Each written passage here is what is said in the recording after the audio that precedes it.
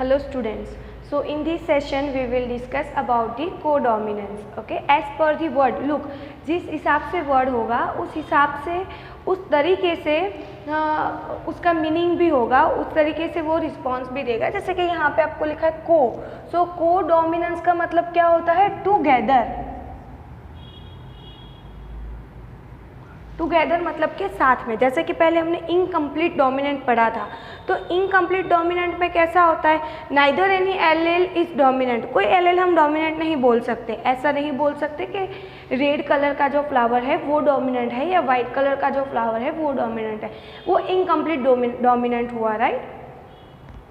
कि चलो उसमें रेड कलर जो है वो डोमिनेंट तो है बट कम्प्लीटली डोमिनेंट नहीं है। वो पिंक फ्लावर तो दे रहा है बट तो रेड एक्सप्रेस तो हो रहा है बट वो कंप्लीट डोमिनेंट नहीं है।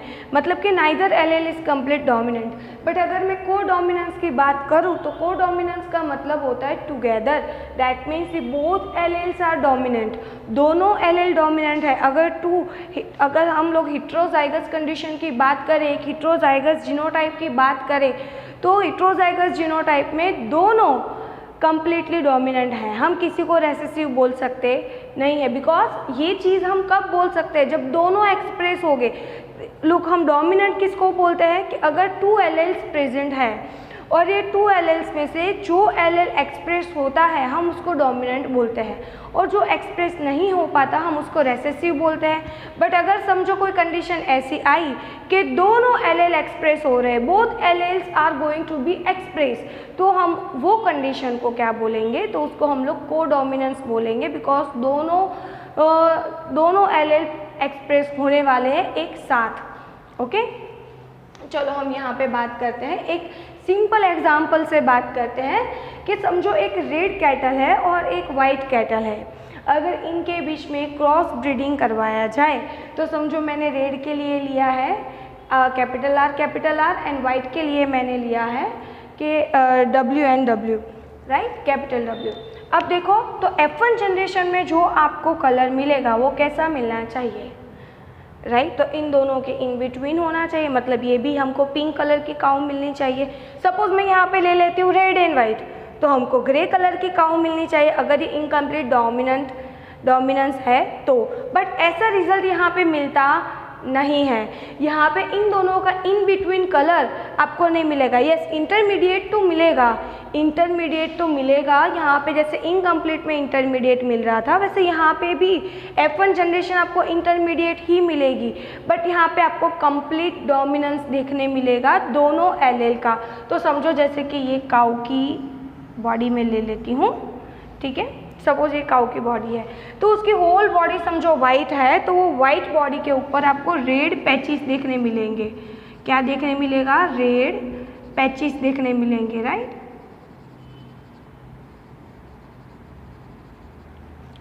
तो ये क्या हो गया? वाइट कलर तो एक्सप्रेस हुआ ही है बट कंप्लीट रेड कलर भी एक्सप्रेस हुआ है।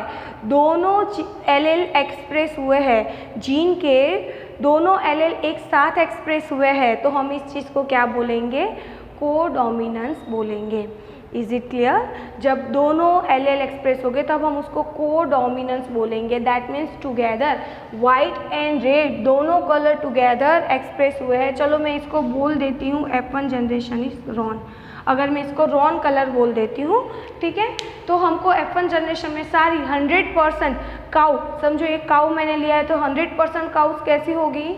रॉन कलर की होगी। अब मैं F1 जनरेशन के बीच में सेल्फ ब्रीडिंग करवाती हूँ, ठीक है? तो अगर सेल्फ ब्रीडिंग करवाते हैं तो F2 जनरेशन में पनेट स्क्वायर, आई होप आप सबको पनेट स्क्वायर बनाना आ गया होगा। तो इसके गैमेट्स पहले हम यहाँ पे लिख देते हैं, तो कुछ इस तरीके से गैमेट्स बनेंगे। तो ये जीनोटाइप हमको मिलेंगे, ठीक है? चलो, तो हम जीनोटाइप की बात करते हैं। तो ये जीनोटाइप कैपिटल आर क्या देगा? रेड कलर देगा। This one will give a red colour. ये कैसा देगा? रॉन। ये भी रॉन, और ये वाला वाइट। ओके, सो यहाँ पे जो फिनोटाइपिक एंड जीनोटाइपिक रेशियो है वो हमको रेशियो जो है वो सेम इनकम्प्लीट डोमिनेंस के जैसा ही मिलेगा। मतलब कंप्लीट डोमिनेंस और इनकम्प्लीट डोमिनेंस में जो फिनोटाइपिक एंड जीनोटाइपिक रेशियो है ये सेम मिलेगा। रिमेंबर वन थिंग, ये रेशियो बहुत इंपॉर्टेंट है। ये रेशियो पे से आपको एमसीक्यूज पूछ सकते हैं। As well as Punnett square बनाना सबको आना चाहिए, क्योंकि पनेट स्क्वायर बनाना आएगा तभी आप लोग रेशियो निकाल पाओगे, राइट। और इस पे से ये चैप्टर में से सबसे हाईएस्ट क्वेश्चन इसके बेसिस पे पूछे जाते हैं। ओके, तो चलो हम देखते हैं फिनोटाइपिक रेशियो हमको क्या मिला। रेड कलर की काउ 1, रॉन कलर की काउ 2 एंड वाइट कलर की काउ 1। ठीक है, अब हम देखते हैं जीनोटाइपिक रेशियो। तो capital R 1, capital R and capital W 2 and W, capital W and capital W 1, right. तो जीनोटाइपिक रेशियो भी हमको क्या मिला 1:2:1। मतलब कि genotypic and phenotypic ratio same रहेगा, जैसे इनकम्प्लीट डोमिनेंस में था वैसे ही, बट यहाँ पे दोनों जीन एक्सप्रेस हो गए। तो ये जो हमने लिखा है ये कैसा होगा, note a in between colour, both colours are going to be express in this. Okay, let's take another example. Example number 2, it is the ABO blood grouping into the human being. So into the human being, for the ABO blood grouping, the gene responsible is the gene I. ABO blood grouping के लिए जो gene responsible है वो है capital I. ठीक है, what is the trait of this gene? So this gene, it is responsible for the kind of the sugar polymer that are going to be produced on the surface of the RBC. जो RBC की surface के ऊपर special kind के sugar polymers जो होते हैं वो present होते हैं। ये समझो ये RBC है, तो समझो ये RBC के ऊपर सपोज यहाँ पे ये शुगर पॉलीमर्स है। तो ये शुगर पॉलीमर्स कौन से टाइप के होंगे, कौन से काइंड के होंगे, ये शुगर पॉलीमर्स को प्रोडक्शन करवाना, शुगर पॉलीमर्स का प्रोडक्शन करवाना, ये जीन का काम है, ये जीन का फंक्शन है कि ये शुगर पॉलीमर को क्या करता है, प्रोड्यूस करता है। अब देखते हैं कि ये जीन के एलील कितने हैं। तो अब तक जो आपने पढ़ा उसमें आपने 2 एलील्स पढ़े थे, राइट। अब ये जो एग्जाम्पल है वो पूरा डिफरेंट है, यहाँ पे हम लोग 3 एलील्स देखेंगे, राइट। मतलब कि हम लोग ओवरऑल पॉपुलेशन की बात करें, कोई एक ह्यूमन बीइंग की नहीं, ओवरऑल पॉपुलेशन के जो RBC है उनको स्टडी करके फिर हम लोगों ने उसमें से ये डिसाइड किया कि ये नंबर के क्रोमोसोम के ऊपर यहाँ पे सेम लोकेशन पे 3 टाइप के एलील्स प्रेजेंट होते हैं, राइट। तो यहाँ पे जीन के एलील्स 3 टाइप्स के हैं। तो ये रहे alleles IA, IB and small i। अब इस पे से आपको क्या समझ में, अगर आपने अच्छे से लेक्चर पढ़े हैं तो आपको इजीली समझ में आ जाएगा कि ये दोनों जो है वो कैसे है, डोमिनेंट है, जबकि ये वाला जो है वो रेसेसिव है। तो रेसेसिव मतलब ये कोई भी शुगर पॉलीमर प्रोड्यूस करेगा नहीं, राइट। तो फिर हमने उसको जीन I का टाइप क्यों दिया, बिकॉज वो क्रोमोसोम के ऊपर सेम लोकेशन पे है और सेम ट्रेट के लिए होता है, दैट्स वाई। बट ये कोई भी शुगर पॉलीमर प्रोड्यूस करेगा नहीं, ठीक है। चलो अब इस पे से डिसाइड होगा कि ब्लड ग्रुप का टाइप कौन सा होगा। लुक, IA एंड IB दोनों में शुगर पॉलीमर्स समवॉट थोड़े से डिफरेंट होते हैं, डिफरेंट काइंड के होते हैं, इसलिए उसको 2 नेम दिए गए हैं, IA एंड IB, ठीक है। चलो तो हम अब डिसाइड करते हैं कि allele from the parent 1 and allele from the parent 2। Suppose parent A में से एलील आया है IA, ठीक है, और पेरेंट 2 में से एलील आया है IA, ठीक है। तो क्या जीनोटाइप बनेगा, IA एंड IA। ये दोनों को हमको कंबाइन करना है, समझो, ये दोनों को क्या करना है, कंबाइन करके ये थर्ड में लिखना है, that is the genotype of the offspring. ऐसा ही होता है ना, जब गैमेट प्रोड्यूस होते हैं तब एलील का सेग्रीगेशन हो जाता है और एक एलील मेल में से और एक एलील फीमेल में से आके यहाँ पे जीनोटाइप बनाएगा। तो ये सेम थिंग हो गई, समझो, मेल में से आया, फीमेल में से आया और फिर यूनाइट हुआ और ऑफस्प्रिंग में जीनोटाइप क्या बन गया, that is the IA and IA, ठीक है। अगर ये है तो ऑब्वियस है ब्लड ग्रुप कौन सा होगा, A टाइप का होगा, ठीक है। अब देखो IA from the male and IB from the female. अब फीमेल में से एलील कौन सा आ रहा है, B। तो अब यहाँ पे क्या होगा, देखो IA एंड IB ये वाला जीनोटाइप बनेगा। अब इसका जो RBC होगा उसके ऊपर दोनों टाइप की शुगर प्रेजेंट होगी। समझो AB A टाइप की शुगर भी प्रेजेंट होगी एंड B टाइप की भी प्रेजेंट होगी। तो मतलब हम इसको कोडोमिनेंस बोल सकते हैं। ऐसा ही हुआ ना, इसमें देखो वाइट कलर भी आया और रेड कलर भी आया, तो हमने इसको कोडोमिनेंस बोला। अब अगर इस टाइप का जीनोटाइप बनता है तो आरबीसी के ऊपर बहुत काइंड की शुगर प्रेजेंट होगी, ए शुगर भी प्रेजेंट होगी एंड बी शुगर भी प्रेजेंट होगी। Got it? तो हम इसको कोडोमिनेंस बोल सकते हैं, राइट? क्योंकि both kinds of the sugar is present on the surface of the RBC. So यहाँ पे हम क्या बोलेंगे, वो ब्लड ग्रुप कौन सा हो गया, ए बी टाइप हो गया। ओके चलो अब बात करते हैं कि आई ए के साथ अगर स्मॉल आई जाता है तो क्या होगा। तो आई ए एंड स्मॉल आई गया। अब ये क्या है, ये तो कोई शुगर ही प्रोड्यूस नहीं करता, बट ये तो करेगा। वो कौन सी शुगर प्रोड्यूस करेगा, ए टाइप की, राइट? तो यहाँ पे ये डोमिनेंट जीन की वजह से ब्लड ग्रुप हो जाएगा ए, बिकॉज ये कोई शुगर प्रोड्यूस ही नहीं करता। सपोज ये कोई शुगर प्रोड्यूस करता होता तो यहाँ पे हमको उस टाइप का ब्लड ग्रुप मिलता, राइट? कैपिटल एन स्मॉल ए, इस टाइप का हमको ब्लड ग्रुप मिलता, राइट? बट ऐसा कुछ है नहीं, या सॉरी कैपिटल एन आई, इस टाइप का कुछ ब्लड ग्रुप मिलता हमको डिफरेंट।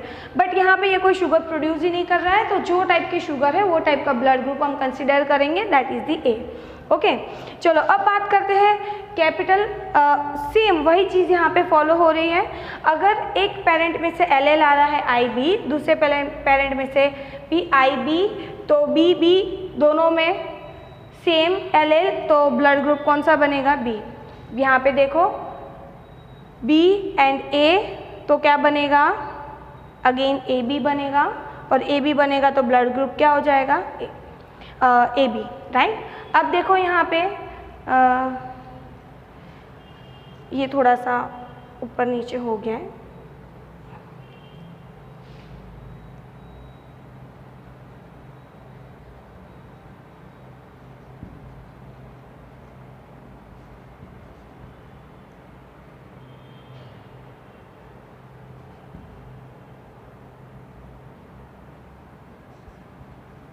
ओके समझो। अब अगर आई बी के साथ स्मॉल आई जाता है तो वो कौन सा ब्लड ग्रुप देगा, ऑब्वियस है बी टाइप की शुगर प्रेजेंट होगी तो वो बी ग्रुप देगा। अब देखो last one, both are recessive. Parent A one में से आया स्मॉल आई, पेरेंट टू में से आया बी स्मॉल आई, तो ये दोनों यूनाइट होके क्या बना देंगे, स्मॉल आई स्मॉल आई। ये दोनों कैसा हो गया, रेसेसिव होमोजाइगस कंडीशन। तो यहाँ पे कोई भी शुगर प्रोड्यूस होगी नहीं, जिसको हम क्या बोलेंगे, O type of the blood group बोलेंगे। Is it clear? चलो अब मैं आपको एक एग्जांपल देती हूँ कि सपोज पेरेंट है, पेरेंट में ब्लड ग्रुप है आई ए एंड आई ए, ठीक है?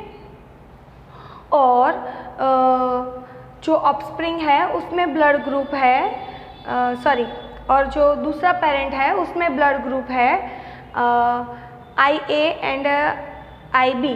तो अब आप मुझे बताओ कि किस टाइप का ब्लड ग्रुप ऑफस्प्रिंग में आ सकता है, ठीक है? देखो पेरेंट में है आई ए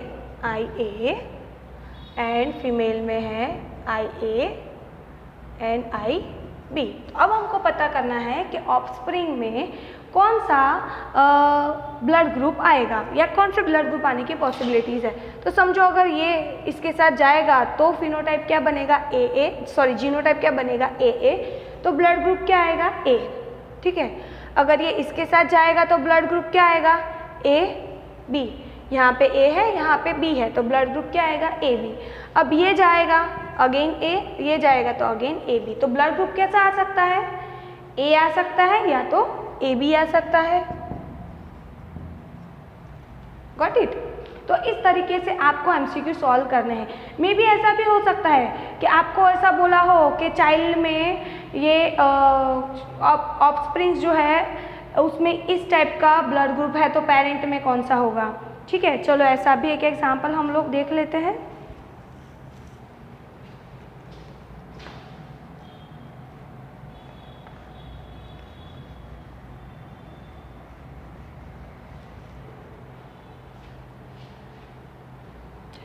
सपोज कोई पेरेंट के 3 ऑफस्प्रिंग है, कितने हैं? 3।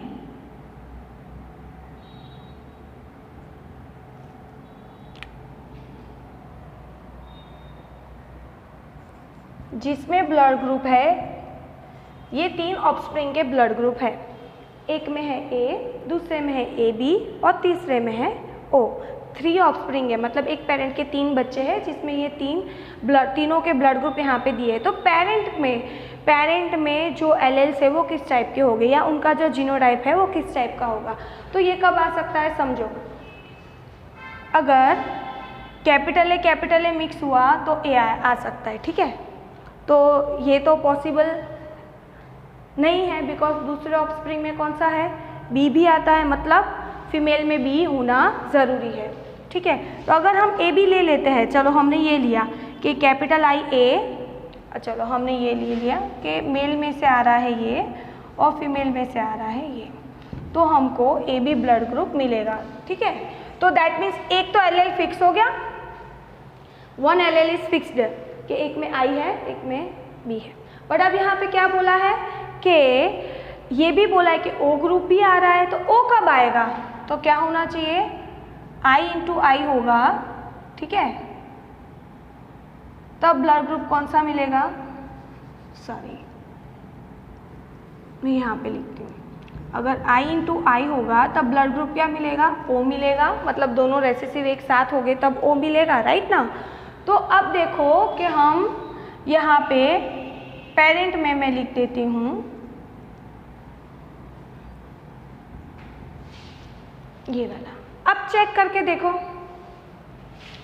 करके देखो, कि ये क्या इसमें से पॉसिबिलिटीज़ है ये 3 टाइप के ब्लड ग्रुप आने की, ठीक है। ये देखो, अगर कैपिटल ए एंड बी गया तो ब्लड ग्रुप क्या आएगा, ए बी। अगर कैपिटल ए एंड आई आया तो ब्लड ग्रुप क्या आएगा, ए। अगर कैपिटल बी एंड आई आएगा तो ब्लड ग्रुप आएगा ए बी, ठीक है। अगर ये आया तो ब्लड ग्रुप बी भी आ सकता है, बट उसका कोई बी वाला बच्चा नहीं है वहाँ, बट अगर उसका 4th चाइल्ड आएगा तो वो बी आ सकता है, ठीक है। और अगर ये दोनों साथ में आए तो क्या आ जाएगा, ओ, राइट। तो ये ब्लड ग्रुप पॉसिबल है, गॉट इट। तो इस तरीके के MCQ आपको एग्जाम में पूछे जाएंगे, क्लियर।